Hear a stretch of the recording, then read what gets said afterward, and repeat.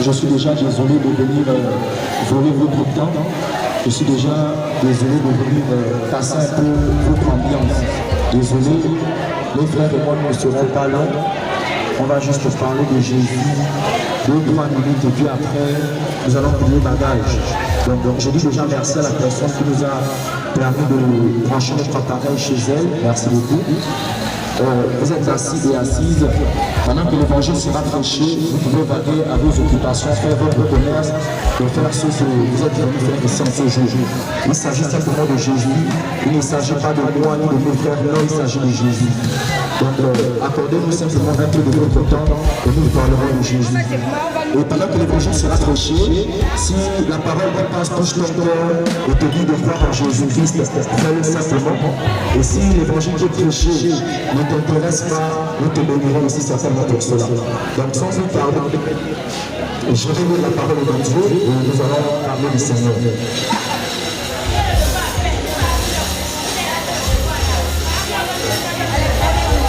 Je lis la parole de Dieu dans Luc chapitre 24, verset 1 au verset 7.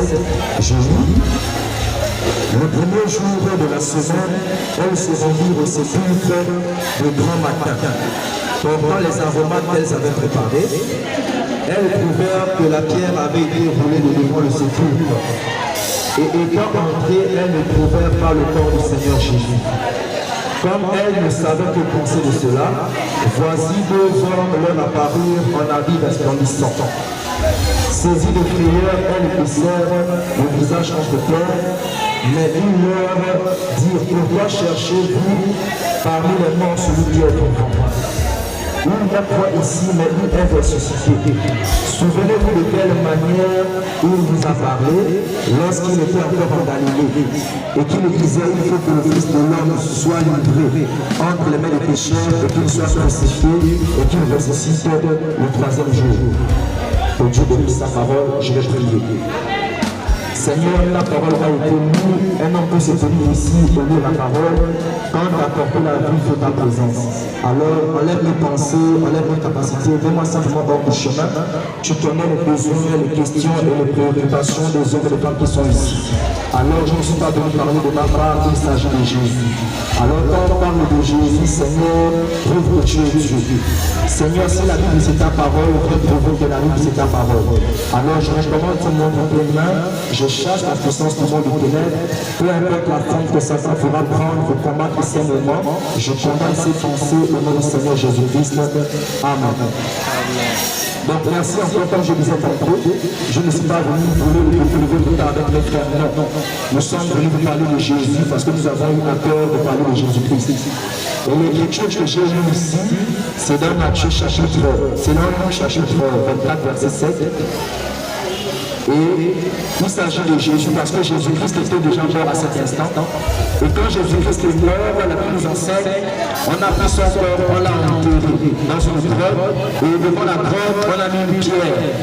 Et là, il y a quelques sœurs là qui se sont levées pour aller parfumer le corps de Jésus, pour que son corps puisse se sentir comme malgré le fait qu'il était mort. Quand ils arrivent devant le sépulcre de Jésus, ils sont étonnés de voir que la pierre a été coulée. Mais qui a enlevé la pierre qu'on avait mis devant la tombe de Jésus? Elles sont rentrées, quand elles rentrent, elles découvrent que le corps de Jésus n'est plus là. Il y avait seulement les draps dans lesquels son corps avait été enroulé. Elles ont eu peur. Mais qui a volé le corps de Jésus? Et pendant qu'elles étaient en train de se poser des questions, la Bible nous enseigne, elles ont vu 2 hommes qui sont apparus là, et les 2 hommes allaient rendu. Quand cherchez-vous celui qui est vivant parmi les morts? Et les 2 hommes allaient rendu que Jésus-Christ est ressuscité parce qu'il vous avait déjà dit ça, que je vais mourir à la croix et après le 3e jour je serai ressuscité. Mais la Bible nous enseigne que Jésus est ressuscité. Mais si Jésus-Christ est ressuscité, on doit le croire. On doit s'accepter pour Jésus. Parce que si vous dites ici, vous vous posez la question, je ne suis pas le premier à vous parler de Jésus, je ne serai pas non plus le dernier. Mais moi, je viens vous dire que Jésus est ressuscité. Mais comment se fait pour que Jésus est ressuscité? On ne le voit pas. Parce qu'il était mort. Lorsque quelqu'un est mort, il dit qu'on ne le voit pas. Mais le Jésus dont la Bible nous parle ici, il est mort et il est ressuscité. Et quand il a été ressuscité, on doit le voir. On doit voir Jésus. son corps est allé à la droite de Dieu là-bas au ciel, et il avait dit, je ne vous laisserai pas orphelin, je vous enverrai le Saint-Esprit. Et quand le Saint-Esprit vient, le Saint-Esprit ne fait rien de ce que Jésus-Christ faisait déjà quand il était sur la terre. Le Saint-Esprit, ce n'est pas un autre Dieu, non. Le Saint-Esprit, c'est l'Esprit de Dieu qui vient habiter au milieu des enfants de Dieu. Et il est écrit dans Hébreux 13, Jésus-Christ est le même hier, aujourd'hui, éternellement. Mais si Jésus-Christ est le même, mais pour que nous puissions voir ce que Jésus est aujourd'hui, nous devons regarder ce qu'il était hier. Mais qu'est-ce que Jésus est hier dans la Bible? Jésus-Christ dans la Bible était un homme qui marchait là. Quand il voyait une femme comme ça, laquelle était malade, il pouvait connaître cette femme-là. Il pouvait encore venir ici, il voit une autre femme là, il connaît la maladie qui embête cette femme-là. Mais si je vivais aujourd'hui, il doit connaître encore ce qui t'embête. Parce que dans la Bible là-bas, il y a une femme qu'on appelle la femme au prix. Elle était là, elle avait des mauvaises vies, elle avait des problèmes. Quand elle a rencontré Jésus, Jésus ne la connaissait pas. Jésus a seulement dit ce qui s'est passé dans son cœur. Alors si Jésus est évident comme moi je vous le dis, mais ce soir il est au point d'Aquébec, il va vous dire ce qui se passe dans vos cœurs. Hier, la Bible que Jésus a trouvé. Il y avait une femme qu'on appelle la femme à la maladie. Elle avait fait 12 ans de la maladie. Elle était battue au tribunal général comme moi. Elle était battue à Chantilly. Elle était battue au tribunal militaire. Elle n'avait pas eu de solution. Mais une fois qu'elle a rencontré Jésus, sa perte de sang a pris feu. Alors quand quelqu'un rencontre Jésus, l'état du juge. Tu ne peux pas rencontrer Jésus, tu es malade, et tu continues à rester malade, c'est insensible. Quand tu rencontres Jésus, si tu es tellement embêté par le cancer a pris bagage et il s'en va. Parce que Jésus c'est spécial. Jésus n'est pas un papa comme moi, non. Moi, pour tout ici, je peux faillir. Mais il y a un seul que moi je vous ai amené, il s'appelle Jésus. Mais si moi je vous ai amené Jésus ici, il va me prouver que ce que moi j'ai dit à ce sujet, c'est la vérité. Papa ne peut se tenir ici et dire des choses. Si c'est ce que je dis au sujet de Jésus, c'est la vérité. Et Jésus va venir confirmer que ce que je dis, c'est la vérité. Si la Bible ici, c'est la parole de Dieu. Mais Jésus va confirmer que la Bible c'est sa parole. Parce qu'à ce moment-là, il est réseaux sociaux. Oh, la Bible c'est pour les blancs. Oh, le christianisme c'est pour les blancs. Et moi je suis venu au milieu de vous ce soir pour vous amener Jésus. Si le christianisme c'est la religion des blancs, on va voir ça ici. Si c'est celle que je fais dans ma main, écrit par un homme, Dieu ne prend rien dans vos vies. Mais c'est celle que je fais dans ma main, c'est la parole de Dieu. Mais Dieu vous donne. Même si on ne me laissait pas dire non, Dieu nous sert. Je vous ai amené quelqu'un ici, on l'appelle le docteur Jésus. Même si c'est nécessaire que non, quand je il y a les noms là-bas. Je vous ai amené le grand médecin, et le médecin c'est Jésus. Mais quand on parle de Jésus, Jésus-Christ vient. L'évangile c'est Jésus. Mais Jésus ne peut pas venir dans la vie d'une femme qui est malade depuis de la vérité. Non. Jésus ne peut pas venir dans la vie d'un homme qui est là, il n'a pas le travail, il n'a pas le travail. Non. Il est écrit dans la parole de Dieu. Tout est possible à David de toi. Alors si vous croyez que Jésus-Christ, vous connaissez ce. Mais vous allez le voir. Ce n'est pas moi, il ne s'agit pas de moi, non. Il ne s'agit pas de mes frères, il s'agit de vous, de Jésus. Alors quand on parle de Jésus, on doit voir les œuvres de Jésus. Alors si c'est ce Jésus, c'est la vérité, il va nous guérir ici. Même si tu es malade, n'aie pas peur. Tu trouves la solution aujourd'hui. C'est maintenant, c'est pas après demain. C'est maintenant là tout de suite. Mais il ne s'agit pas de moi, il s'agit de Jésus. Jésus, il doit venir défendre parole. Si la Bible c'est la parole de Dieu, Dieu doit défendre la Bible. Et je dois dire de la Bible que ce n'est pas la vérité. On va voir ça ici. Si vous êtes malade, alors venez, même si après le micro, avant, venez pas le micro. Même si vous êtes malade, venez seulement à Jésus. Je vous ai amené un homme ici, on l'appelle le docteur Jésus. Même si les médecins sont dit que ton corps ne peut plus, je vous ai amené un homme, on l'appelle le docteur Jésus. Jésus dont je vous parle, il n'est pas le médecin comme les médecins de l'hôpital général, non. Il n'est pas un médecin comme ceux qui sont à Chantilly, non. Lui là c'est un médecin spécial. Il opère sans anesthésie. Si Jésus met sans anesthésie sa vie aujourd'hui, il enlève tout ce qui t'embêtait là. Même si il était embêté par la tension, je vous ai amené le grand médecin. Alors Dieu va vous donner la solution aujourd'hui. La seule chose que vous devez faire, c'est de croire que Jésus-Christ peut. Parce que pour que vous puissiez voir Dieu, vous devez avoir la foi. La foi c'est quoi? La foi c'est de croire que Dieu peut faire quelque chose et vous verrez Dieu travailler. Alors je vais le faire. situation, Jésus-Christ est ici. Le Père veut vous donner la solution. Alors je vous invite simplement à tourner vos regards vers Jésus. Je vous invite seulement à venir à Jésus. Alors si tu étais là, que tu ne servais pas Dieu, parce que tu étais malade à cause d'une maladie qui l'entendait, mais Jésus est venu ici. Alors si Jésus-Christ est ici, il va vous guérir. Si Jésus-Christ est ici, il va vous donner la solution à vos problèmes. Le Jésus de moi je vous parle, ce n'est pas un Dieu de l'histoire, non. C'est un Dieu du présent, parce que Jésus est ressuscité. Alors si Jésus est ressuscité, il va marcher ici et il va vous guérir. Mais vous n'allez jamais voir Jésus avec les mains percées, non. Vous n'allez jamais voir Jésus avec les pieds percés, non. Le corps là et la main au ciel. Vous allez voir Jésus dans un homme. Parce que Dieu est un esprit. Pour que Dieu travaille, il va toujours emprunter un corps.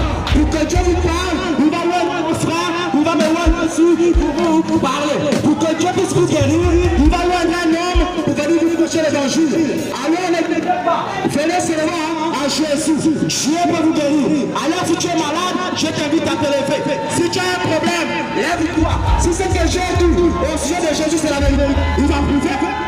Mais si c'est que moi j'ai dit au sujet de Jésus-Christ, c'est faux, vous allez retourner malade. Mais si c'est que j'ai dit, c'est la vérité, c'est là maintenant qu'on va voir. C'est pas demain, c'est pas après-demain, c'est maintenant. Mais venez à Jésus. Venez, n'ayez pas peur. Dieu est là ici. La Bible, c'est la parole de Dieu. Peu importe la maladie, ne vous dites pas. On va voir ça aujourd'hui. C'est pas demain, c'est pas après-demain. Alors j'ai eu une écriture et on a une là. C'est Jésus. Il s'agit de Jésus. Jésus-Christ, c'est la star. Quand on parle de Jésus, il doit venir dire que la Bible, c'est sa parole. La Bible, ce n'est pas ma parole, c'est la parole de Jésus. Alors je lis Marc chapitre 16, à partir du verset 15. Puis il leur dit, allez dans tout le monde, prêchez la bonne nouvelle à la création. Celui qui croira et qui sera baptisé sera sauvé. Mais celui qui ne croira pas sera condamné.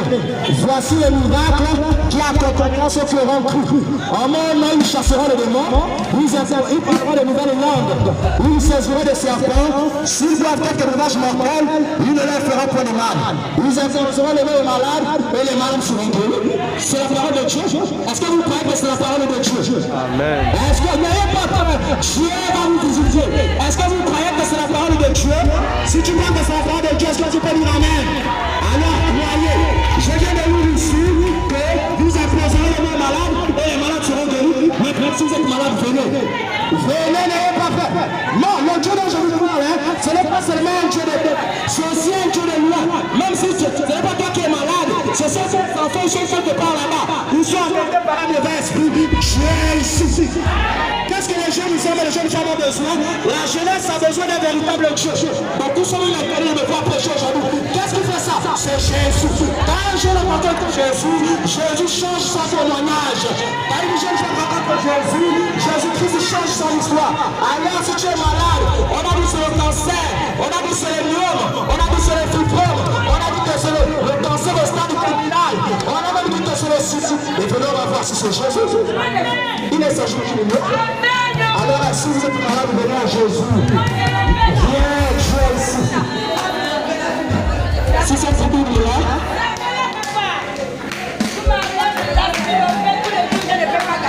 il y a un homme dans la Bible, on l'appelle Élie. Élie avait rencontré Dieu, et quand Élie vient prêcher, comme je suis venu prêcher au Québec, il rencontre des gens là qui disent que la Bible c'est faux. Il rencontre des gens là qui disent que la parole de Dieu n'est pas vraie. Alors Élie a dit au prophète de Baal, si c'est vous les prophètes de Baal, vous avez un véritable Dieu, venez nous prouver ici. Si c'est vous Élie qui vous coupe que j'ai un véritable Dieu, on va voir ça ici. Mais alors moi je vous dis la même chose. Si ici au Pont d'Akébé, il y a un autre Dieu qui est au-dessus de Jésus, on va voir. Maintenant si c'est Jésus-Christ qui est Dieu, on va aussi voir. Alors quand Élie s'est fait là, Élie a dit au prophète de Baal, prenez un taureau, le taureau, et le taureau a commencé à le découper. Quand ils ont découpé le taureau, Élie a dit, commencez maintenant à prier. Si votre Dieu est Dieu, si le multiple c'est Dieu, on va voir. Si c'est le verrou qui est Dieu, on va voir. Si c'est la sorcellerie qui est Dieu, on va voir. Si c'est les environnements qui est Dieu, on va voir. Moi j'ai amené Jésus. Mais on va voir ça ici. Même vous qui êtes venus là, si tu as dit n'est pas naturel, que c'est même une malédiction qu'on t'a lancée. Jésus, il va enlever ça aujourd'hui. Demain, après-demain. Alors là, il sait ce là, et lui a dit on va voir. Alors priez maintenant, on va voir le fait de ça. Les prophètes parlent, nous avons commencé à prier. Le fait n'est pas descendu du ciel. Et lui a dit, faites encore le bruit. Peut-être que votre Dieu dort. Faites encore le bruit. Peut-être que votre Dieu a voyagé. Il n'y a rien eu. Alors quand il est venu, Élie a pris son taureau, il a découpé, il a mis sur le bois, il a prié, il a versé. Il a dit, Seigneur, si moi Élie qui prêche, je suis ton serviteur. Prouve que je suis ton serviteur et que tu es Dieu. Et la Bible nous enseigne, le feu descendu du ciel et Dieu a consumé le sacrifice. Moi je vais dire la même chose. Alors Seigneur, si Jésus-Christ est Dieu et que la Bible que je tiens ici, c'est sa parole, il va vous guérir. Si c'est que j'ai dit au sujet de Jésus-Christ est faux, vous allez retourner malade. Mais si Jésus est vrai et que la Bible c'est sa parole, et il va vous guérir. Alors on va commencer à prier. Dites seulement à Dieu, Seigneur, souviens-toi de moi. Seigneur, aide-moi. Avec mes frères, nous allons prier pour vous. Peu importe votre problème, peu importe votre situation, nous allons prier pour vous. Dieu est ici. Dieu est capable. C'est Dieu qui a le dernier mot dans ta vie. C'est Dieu. C'est Dieu qui a le dernier mot dans ta vie. Mais par contre, venez à Jésus. C'est pas demain qu'on va voir ça. C'est pas après-demain. C'est maintenant. On va prier, on va voir si c'est Jésus-Christ qui est Seigneur.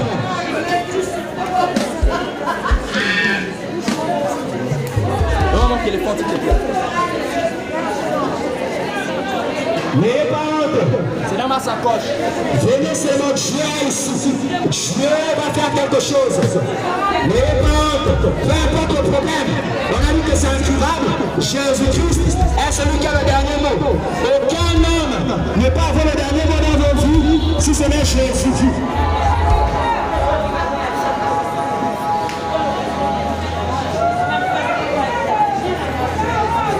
Dieu va vous visiter. Les frères et mères, nous allons prier pour vous et Dieu va vous visiter.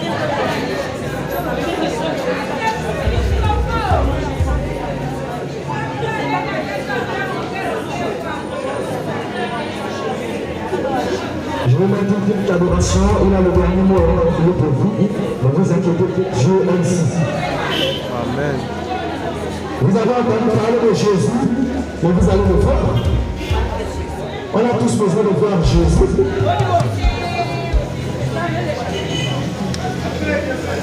Dieu est présent. Dieu est vivant.